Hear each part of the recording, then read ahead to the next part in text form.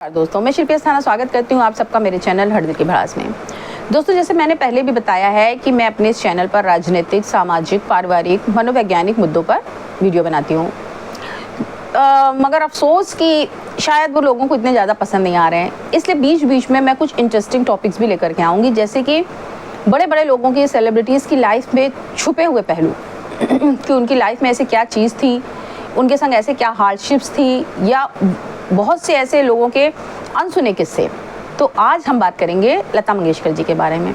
जी हाँ, भारत की स्वर कोकिला कह जाने वाली लता मंगेशकर जी, उन्होंने अपनी लाइफ में इतने स्ट्रगल सहे हैं कि अगर आप सुनेंगे तो आपका मन भी बुरी तरह से दुखी हो जाएगा। जनरली क्या होता है, जनरली हम किसी भी सेलिब्रिटी की लाइफ को ऊपर से देखते हैं, दूर से देखते हैं। हमको लगता है भाई ये अपनी लाइफ में कितना सुखी है, इसने कितनी तरक्की करी है, इसके पास कितना पैसा है, इसका कितना सम्मान है, और उसने अंदर वहाँ तक पहुँचने के लिए कितने प्रयास करे हैं, कितनी ठोकरें खाई हैं, कितनी चोट खाई है, कितना दर्द सहा है, ये हम लोग नहीं समझ पाते हैं। सेम हाल था हमारी लता दीदी का कि ऊपर से उनकी वाणी जितनी ही मधुर थी, वो जितनी ही मीठी थी, वो ऐसा लगता था जैसे वो अंदर तक तृप्त हैं। उनकी वाणी से लगता था कि वो अंदर तक एकदम सुख से और कहना चाहिए कि शांति से तृप्त हैं पूरी तरह से, क्योंकि वो इतना मीठा, तभी उनके कंठ से इतनी मीठी वाणी निकलती है। क्योंकि जनरली जो इंसान फ्रस्ट्रेटेड होता है, स्ट्रेस्ड होता है, टेंशन में होता है, वो खींचा हुआ होता है, उसकी वाणी में वो कहना चाहिए मधुरता नहीं होती है, वो दिव्यता नहीं होती है। लेकिन हमारी लता दीदी की आवाज़ में इतनी मधुरता थी, इतनी दिव्यता थी कि कोई ये अनुमान लगा ही नहीं सकता था कि इनकी ज़िंदगी में इतना दर्द है। लता दीदी के पिताजी की जब डेथ हुई तो वो मात्र 13 साल की थी। 13 साल की उम्र में उनके ऊपर अपने परिवार की, मतलब 3 बहनों की और एक भाई की, सग में माँ की जिम्मेदारी आ गई। आजकल के 13 वर्ष के बच्चों को माएँ उनके जूते के फीते तक बांध करके देती हैं, तब वो स्कूल जाते हैं। मैं खुद अपनी बेटी के फीते बांधती हूँ। तो 13 साल के बच्चे के ऊपर जब घर की पूरी जिम्मेदारी आ जाती है, तब उसका क्या होता है, वो कैसे स्ट्रगल करता है, वो कहाँ से कहाँ निकलता है, ये सोच पाना भी शायद हम लोगों के लिए बहुत मुश्किल होगा। तो लता दीदी ने जब काम ढूंढने की शुरुआत करी तो एक उनके पिता के मित्र थे, उनके पिता का नाम था गुलाम हैदर जी। तो गुलाम हैदर जी ने उनकी बड़ी मदद करी। गुलाम हैदर जी ने उनको लेकर के, वो एक शशधर मलिक करके एक निर्माता फिल्म बना रहे थे, उनके पास लेकर के गए और उन्होंने कहा कि भाई ये बड़ा अच्छा गाती है बच्ची, इसको मौका दीजिए। लेकिन जब उन्होंने शशधर मलिक जी ने लता दीदी की आवाज़ सुनी तो ये कह के रिजेक्ट कर दिया कि इनकी आवाज़ बहुत महीन है।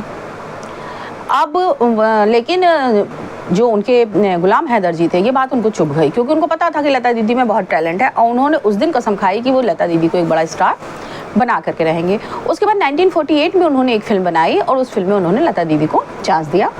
उस फिल्म का गाना हिट हुआ और तब लोगों ने जाना कि हाँ, लता मंगेशकर नाम की कोई गायिका है। उस गाने का नाम था दिल मेरा तोड़ा, जो कि सुपर हिट हुआ था।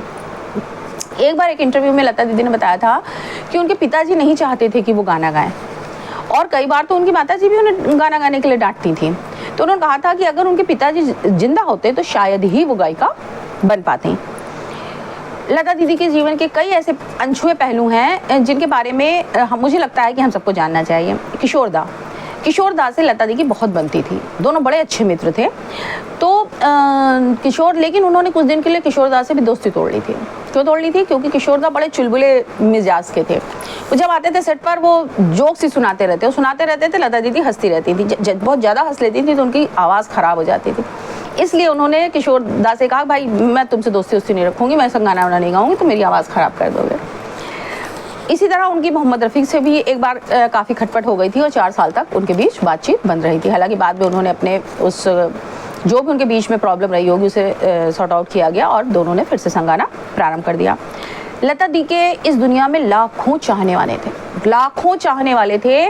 इतने चाहने वालों के बावजूद भी लता दी ने शादी नहीं करी, क्योंकि उनसे तो कोई भी बड़े से बड़ा, अमीर से अमीर, ऊंचे से ऊंचे पद वाला शादी करने के लिए लालायित था। एक बार इंटरव्यू में लता दीदी से जब पूछा गया कि उन्होंने शादी क्यों नहीं करी, तो उन्होंने जवाब दिया कि पहले मैंने सोचा कि मैं अपनी सारी जिम्मेदारियां निभा दूं, अपनी बहनों की, अपने भाई की शादी करके उन्हें सेटल कर दूं, उसके बाद मैं शादी करूंगी। लेकिन इत्तेफाक ऐसा हुआ कि जब मैंने भाई बहनों की शादी कर दी, फिर मैं उनके बच्चे खिलाने में व्यस्त हो गई और फिर मेरे पास अपनी शादी के लिए समय नहीं बचा। कितनी महान विभूति थी अपने परिवार के लिए। उन्होंने अपनी माँ के लिए, अपनी बहनों के लिए, अपने भाई के लिए जितना त्याग किया इस दुनिया में शायद ही इतना त्याग करने वाली कोई प्रेम की मूर्ति मिले। लेकिन आपको जानकर आश्चर्य होगा कि एक बार लता दी को उनके घर के अंदर ही स्लो पॉइजन दिया जा रहा था। ये बात उन्होंने खुद एक इंटरव्यू में बताई। हालांकि उन्होंने इस बात का खुलासा नहीं किया कि वो स्लो पॉइजन उन्हें कौन दे रहा था और सारा इल्ज़ाम उनके रसोइये पर आया। लेकिन सोचने वाली बात यह है कि अगर वो स्लो पॉइजन उन्हें रसोइया दे रहा था और किसी बाहरी आदमी के द्वारा प्लांट किया गया था, तो फिर लता दीदी ने या उनके परिवार ने उसके खिलाफ कोई एक्शन क्यों नहीं लिया? वो रसोइया छोड़ करके चला गया और इन लोगों ने कोई पुलिस कंप्लेंट नहीं करी। लेकिन उस वक्त जब इन्हें स्लो पॉइजन दिया गया था, ये समझ लीजिए ईश्वर की कृपा ही थी कि वो बच गई। वो 3 साल तक गाना नहीं गा पाई और उनकी तबीयत इतनी ख़राब थी कि वो बिस्तर से लग चुकी थी। वो तो इत्तेफाक था कि एक बार जब इन्हें डॉक्टर को दिखाया गया तो डॉक्टर ने ये चीज़ पकड़ ली। ऐसे तो लगता था कि हाँ भाई थोड़ी बहुत तबीयत ख़राब हो गई, आज ये हो गया, आज वॉमिटिंग हो गई, आज लूज मोशन हो गया, आज कमज़ोरी है, आज बुखार है। धीरे धीरे स्लो पॉइजन का एकदम से रिएक्शन सामने नहीं आता है कि इन्हें पॉइजन दिया गया, और ना ही आदमी धीरे धीरे सेहत गिरती जाती है और एक दिन आदमी ख़त्म हो जाता है।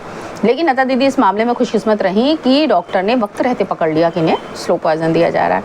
इस बात की इंडस्ट्री में बड़ी चर्चा रही कि लता दीदी के घर के अंदर ही उन्हें कौन स्लो पॉइजन दे रहा था, और अगर रसोइया ही इस बात के लिए जिम्मेदार था तो उस रसोइये के खिलाफ कोई कार्रवाई इनके घर की तरफ से क्यों नहीं करी गई। एक और भी बड़ा रोचक किस्सा है लता दीदी के बारे में। जो मदर इंडिया के निर्माता निर्देशक महबूब खान जी जो थे, वो अपना इलाज कराने के लिए लॉस एंजलिस में एक हॉस्पिटल में भर्ती थे। 1956 में राज कपूर जी की एक फिल्म आई थी चोरी चोरी, जिसमें लता दीदी ने गाना गाया था रसिक बलमा दिल क्यों लगाया, ऐसे करके एक सॉन्ग था। तो महबूब खान जी जब हॉस्पिटल के बेड पर पड़े थे तो उन्हें बड़ी तलब हुई गाना सुनने की। गाना उन्हें बहुत पसंद आया था, इतना पसंद आया था कि वो एकदम उनके दिल के करीब वो गाना था।